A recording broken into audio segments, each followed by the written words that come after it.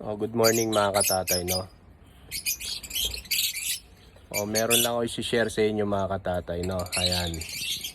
Ayan yung mga ibon natin na mga kulay violet. Yan, meron silang iba-ibang kulay na violet. Explain natin yan mga katatay, ha? Ayan, may tatlong violet dyan na kulay. O, paliwanag natin mga katatay. Konting kaalaman lang mga katatay, ha? Wait. So, ayan mga katatay. Tignan nyo mga katatay yung pagka-violet. Iba-iba yung pagka-violet nila, diba? O, pakita ko sa inyo mga katatay. Labas muna kayo dyan, baby. Labas muna. Yan, very good. O, nakikita nyo to mga katatay. Ito, violet yan. Ito ang violet. Yan ang normal na violet nila mga katatay. Ito, tingnan nyo, mas makulay na violet. Ayan, diba? Kesa dun sa isa. Ayan, violet ito. Ayan, kesa dun sa una kong pinakita. Ito, itong magkapatid. Ngayon mga tatay, ito yung tinatawag na SF.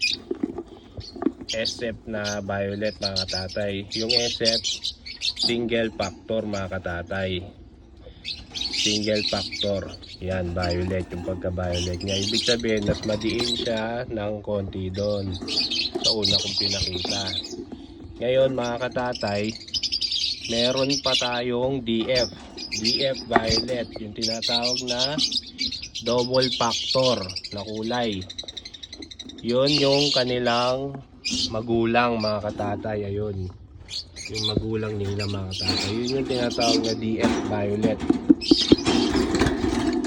DF asangka. Ayan mga katatay.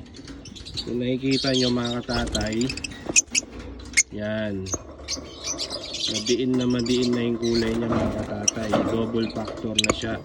Yung nanay, ayan. Ayun yung nanay niya. Ayan mga katatay. Yan ang mga double factor mga katatay. DF. Madiin na yung kulay na pagka-violet niya. Ayan mga katatay. Kung nakikita nyo, kumpara doon sa pinakita kong mga babies. Ayan mga katatay. Yan ang double factor. Ayan, violet, SF, DF yung nanay. O, yun lang mga katatay, ha. Thank you. Bye bye.